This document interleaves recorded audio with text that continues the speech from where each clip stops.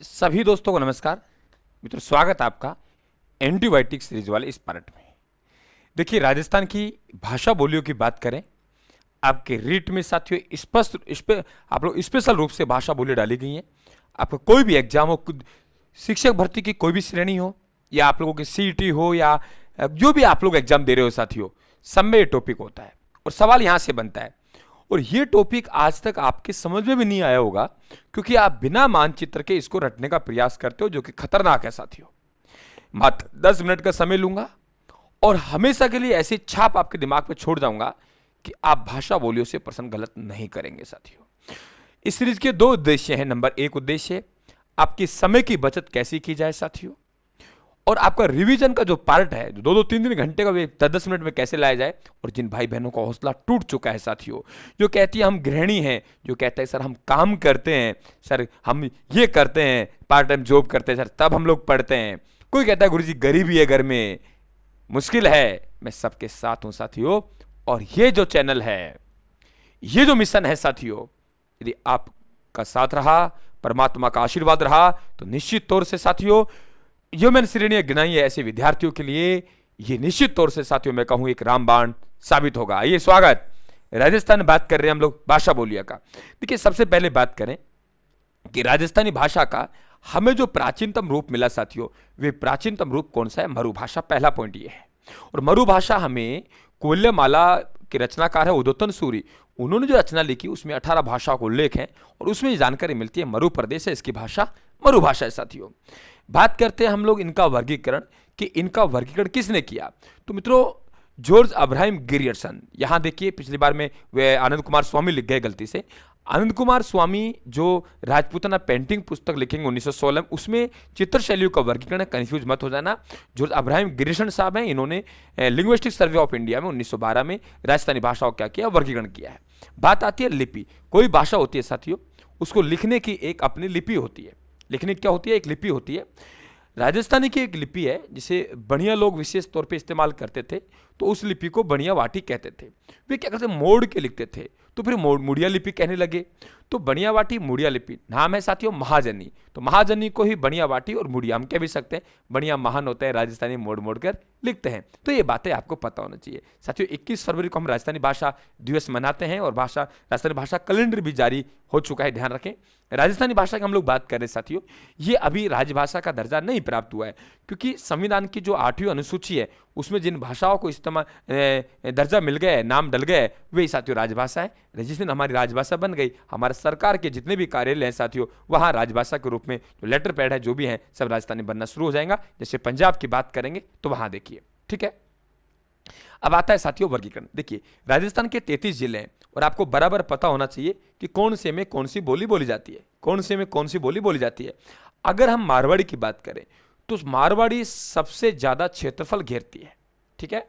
अब मारवाड़ी बोली कहां जाती है, तो पूरा का पूरा मरुस्थल आ गए 12 जिले। अब मैंने 12 जिले कहे तो मरुस्थल के जिले याद करना शुरू कर नहीं करना कभी भी आप लोग, मैं पढ़ाता हूं वैसे आपको परिधि का पता है। तो सीकर, झुंझुनू, चूरू, हनुमानगढ़, गंगानगर, बीकानेर, जैसलमेर, बाड़मेर, जालोर, परिधि पे आया हूं मैं। सीकर से लेके जालोर तक आया हूं, गिन लीजिए 9 जिले रह गए। मरुस्थल के 12 में से 9 गए, 3 ही तो बचे, तो हम कहेंगे पाली है, जोधपुर है, नागौर है, ये 12 जिले। प्लस में कुछ अजमेर और सिरोही का इलाका है, हम मारवाड़ी में शामिल करेंगे, तो ये लगभग 14 जिलों में मारवाड़ी बोली जाती है।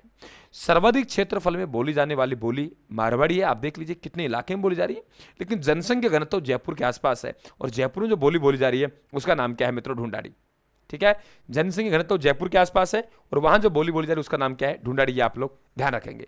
दूसरी बात देखिए आप लोग मित्रों यहां पे, कि मारवाड़ी अपने आप में बहुत बड़ा आकार, और मारवाड़ी को लिखने की शैली है ना, वे ढिंगल है, ध्यान रखना, चारण जाति के लोगों ने लिखा है, ठीक है, कहानी कविताओं उनके माध्यम से।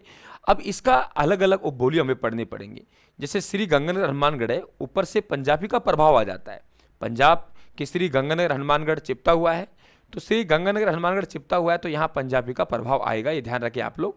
इसके अलावा बीकानेर, आप लोगों के चूरू, श्री गंगानगर हनुमान, कुछ भाग है उसे हम थड़ी बोलते हैं। एक्चुअल में क्या है कि थड़ी जो थार के मरुस्थल का उत्तरी भाग, मेरी बात को सुनना है, सुनकर कानों में उतारना है साथियों, और सुनने के बाद ही आप लोगों को आनंद की अनुभूति आ रही होगी कि वाह गुरुजी क्या क्लास है। वाह गुरुजी तो सुनने वाले हैं नहीं, तो इसलिए लाइक करेंगे, चैनल को सब्सक्राइब करेंगे, घंटे वाला निशान दबाएंगे, और पीडीएफ प्राप्त करने के लिए राजस्थान बुक के नाम से हमारा टेलीग्राम है, उसे ज्वाइन कर लेंगे। ठीक है, बिल्कुल। और मेरा प्रयास अच्छा लग रहा है तो हौसला मेरा जरूर बढ़ाएं लाइक और कमेंट करके साथियों। वाकई ही हम लोग कहें कि राजस्थान निश्चित तौर से ऐसे विद्यार्थियों के लिए काम कर रहा है जो कहीं ना कहीं साथियों अपने आप में टूट चुके हैं और हौसला उनका टूट चुका है या किसी और दुविधा में है साथियों, वहां से निकालने का काम राजस्थान कर रहा है, मेरा वादा है साथियों। हम बात कर रहे हैं थली, थली हो गई सेकावाटी, सीकर, झुंझुनू, चूरू, कुछ मिलाकर नागौर के भी आ जाएगा, सेकावाटी बोली जाएगी। अब ये थली सेकावाटी है किसकी? मारवाड़ी की। इसी प्रकार से साथियों जालोर, पाली, बाड़मेर कुछ भाग है जहां लूनी नदी बहती हुई आती है, उसे हम गोडवाड़ा कहते हैं, उसके प्रदेश को, लूनी बेसिन को, तो वहां गोडवाड़ा। देवड़ावाटी सिरोही में, और देव तो पहाड़ों में निवास करते हैं, और राजस्थान में पहाड़ कहाँ है? सिरोही में है, तो देवड़ावाटी कहाँ बोली जाएगी? सिरोही में, ये भी आपको पता होना चाहिए। फाइनली हम बात करें कि लगभग उत्तरी पश्चिमी मरुस्थल मारवाड़ी बोली जा रही है, और गोडवाड़ी, देवड़ावाटी, थली, सेकावाटी इनकी उपबोलियां हैं, ध्यान रखें आप लोग। तो इनका इलाका भी ध्यान रखिएगा आप लोग, निम्न में से कौन सी बोली है जो मारवाड़ी की उपबोली नहीं है? 3 यहां से डाल देगा, एक डाल देगा 84, जैसा भी समझे आप लोग। अब बात करते हैं मित्रों ढूंढाड़ी। देखिए ढूंढाड़ इस क्षेत्र का नाम पड़ा है ढूंढाड़, तो उसके पीछे 2 रीजन है। नंबर 1, पहला यह है कि यहाँ पे जो कछुआ वंश की नींव रखी थी वे साथियों धुले राय ने रखी थी, तेजकरण ने। ऐसे कहते हैं माची का युद्ध हुआ था ढूंढा यहाँ के मीणाओं से, तो बोले उनको ढूंढ के साथियों मारा, ऐसा कुछ कहते हैं। ऐसा कुछ नहीं, मैं भी मीणा हूँ, लेकिन जो इतिहास में पढ़ा है तो वे लिखाना पड़ रहा है साथियों, पढ़ाना पड़ रहा है, तो ढूंढाड़ कहते हैं। एक्चुअल में क्या है, स्थिति जो है, एक ढूंढ नदी है जिसका उद्गम जयपुर से होता है। जयपुर से उद्गम होने के बाद वे नदी अपना जल दौसा में किसी और नदी में डाल देती है, और वे नदी बनास में अपना जल ले जाती है।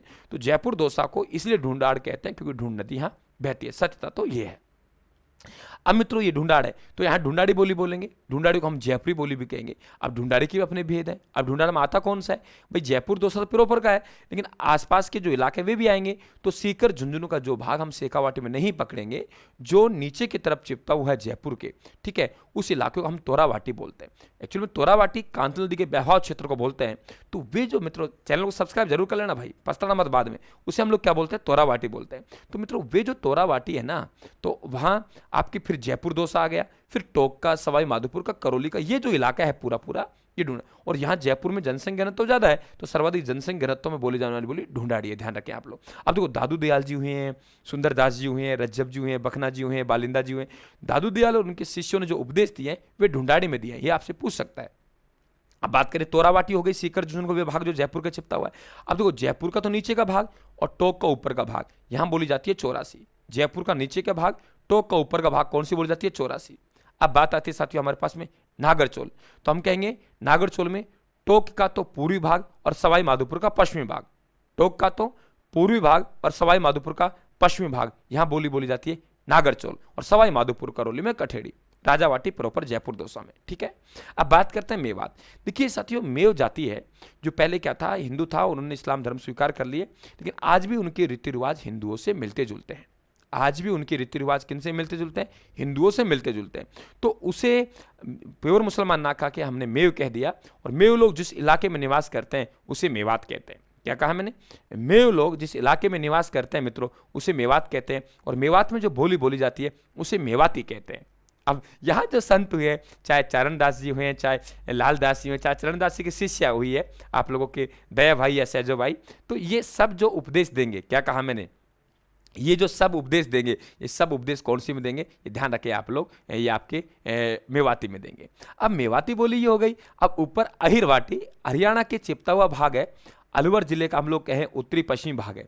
तो अलवर का जो उत्तरी पश्चिमी भाग है जो कि हरियाणा के चिपटा हुआ है साथियों, तो हरियाणा में यादव लोग रहते हैं, अहिर लोग रहते हैं, तो वे यादव और अहिर यहाँ आके साथियों निवास करने लगे, तो इस इलाके को हमने अहिरवाटी कहा। लेकिन पूरा अलवर नहीं है, अलवर में तो मेवाती है, लेकिन अलवर का कुछ भाग जो हरियाणा के चिपटा हुआ है उसे हम लोग क्या कहते हैं? अहिरवाटी। तो यहाँ अहिरवाटी बोली जाती है। अब नीचे की तरफ तो मेवाती और ऊपर तरफ हरियाणा की राठी, तो बीच में मेवाती और हरियाणा की राठी के बीच में जो काम कर रही है साथियों वे कौन सी बोली है? अहिरवाटी है। और जोधराज ने जो अमीर रासो लिखा है वे जोधराज यहीं का था, यहीं का दरबारी कवि था, यहाँ नीमराणा पड़ता ठिकाना होता था, और नीमराणा के जो ठिकानेदार है उनका राजा है, उनका नाम चंद्रभान है साथियों, उनके दरबारी कवि थे, ये ध्यान रखें आप लोग। और यहाँ जो ये रासो है, अमीर रासो, ये अहिरवाटी में लिखा गया, और अली बख्शी ख्याल जो मेवात के इसी इलाके में खेले जाते हैं साथियों।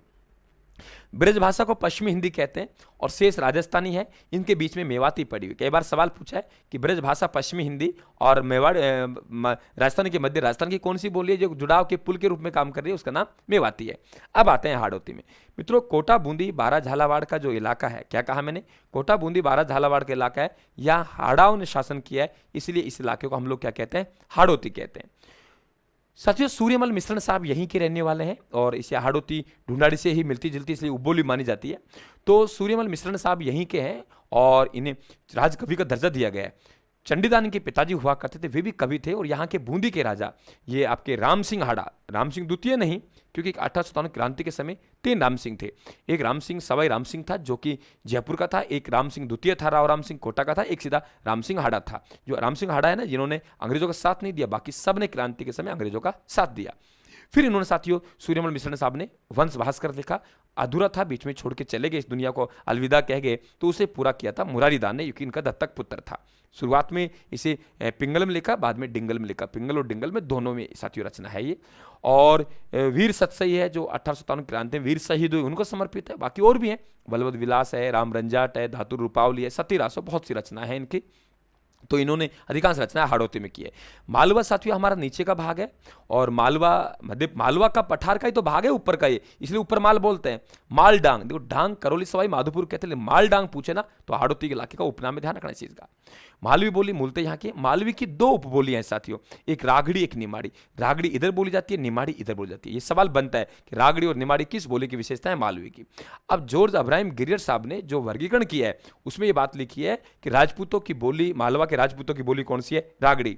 क्या कहा मैंने, मालवा के राजपूतों की बोली कौन सी है, रागड़ी। और हम लोग बात करें दक्षिणी राजस्थानी बोली कौन सी है, निमाड़ी। दक्षिणी राजस्थानी बागड़ी को नहीं कहा उन्होंने, बागड़ी को भीली बोली कहा है। दोबारा सुन लीजिए, बागड़ी को भीली बोली कहा है। जो मालवी है उसे दक्षिणी राजस्थानी निमाड़ी को नाम दिया है और रागड़ी को मालवा के राजपूतों की बोली का नाम दिया है। भागड़ी साथियों एक शब्द ध्यान रखना, 2 शब्द हैं, एक भागड़ है, एक बिना बिंदी वाला भांगड़ है। जिसके भागड़ के बिंदी लग गई तो वे इलाका भांगड़ हो गया और जिसके बिंदी नहीं लगी वे इलाका भागड़ हो गया। क्लियर, भागड़ और भांगड़, भागड़ और भांगड़, तो भागड़ हो गया और भांगड़ हो गया। तो जिसके बिंदी लग गई वे इलाका भांगड़, जिसके बिंदी नहीं लगी वे इलाका भागड़। बिंदी लग गई सेकावाटी यहां लग गई और बिंदी नहीं लगी छूट के पैरों में गिरी और राजस्थान के पैर डूंगरपुर बांसवाड़ा बागड़ कहते हैं। मित्रों, जॉर्ज अब्राहम गिरियर्सन साहब है जिन्होंने भाषा बोलियों का वर्गीकरण किया है, इसे भीली बोली का है। और आपने एक नाम सुना होगा संत माऊजी का। संत माऊजी ने जो उपदेश दिया है ना साथियों, उन उपदेशों को चोपड़ा कहते हैं। संत माऊजी के उपदेशों क्या कहते हैं, चोपड़ा कहते हैं। संत माऊजी, संत माऊजी के जो उपदेश हैं साथियों उन्हें हम क्या कहते हैं, चोपड़ा। तो वे चोपड़ा ध्यान रखना इसी में। वैसे चोपड़ा एक हस्तकला भी है, चोपड़ा एक झील भी है। अब रहा साहब हमारा मेवाड़, तो उदयपुर, राजसमंद, कुछ भीलवाड़ा का, कुछ चित्तौड़गढ़, प्रतापगढ़, इसे हम लोग कहते हैं मेवाड़। तो ये मेवाड़ी बोली बोली जाती है साथियों। महाराणा कुंभा की अधिकांश रचना इसी में है। और एक होता है खेराड़। देखो जहाजपुर भीलवाड़ा को हम भौगोलिक क्षेत्र में खेराड़ कहते हैं और पूरा पूरा ग्राफ भौगोलिक क्षेत्र में चल रहा है, तो उसे हम लोग क्या कहते हैं, खेराड़ कहते हैं साथियों। तो वे जो खेराड़ है ना, ये जो खेराड़ है, वे जो खेराड़ है, तो खेराड़ जहाजपुर भीलवाड़ा खेराड़ी बोली बोली जाती है। अब खेराड़ी पे देखो ऊपर से मारवाड़ी का, इधर से ढूंढाड़ी का, ये दिख रहा है ना हल्का सा, ये रहा, इधर से हाड़ौती का, इधर से मेवाड़ी का, इधर से मालवी का, तो सब बोलियों का प्रभाव किस बोली पर दिखाई देता है, खेराड़ी पर। अगर इसमें जहाजपुर भीलवाड़ा मालपुरा टोक और जोड़ देंगे, तो मालपुरा टोक जोड़ देंगे तो फिर साथियों ये माल जुड़ गया, तो फिर जहाजपुर भीलवाड़ा प्लस में मालपुर टोक का इलाका, तो फिर ये माल खेराड़ी कहलाएगी साथियों।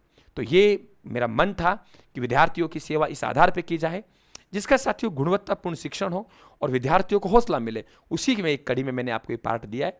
मुझे लगेगा कि इस पाठ से मुझे बहुत प्यार प्रेम मिलेगा साथियों। आप क्लास को लाइक और शेयर करेंगे। ढिंगल का हीरो साहब जानते हो कि पृथ्वीराज राठौड़ को कहा है, एलपी टेशीटोरी ने कहा है, राजस्थानी भाषा का मसाल इनसाइक्लोपीडिया ने राजस्थान पंडित सीताराम लालस को कहा है जिन्होंने राजस्थानी भाषा शब्दकोश लिखा है। मुनोत नैणसी को अबुल फजल कहा गया है, किसने, मुंशी देव प्रसाद ने। सब बातें आप लोगों को साहित्य में करवाई हुई मैंने। धन्यवाद। राम राम साहब।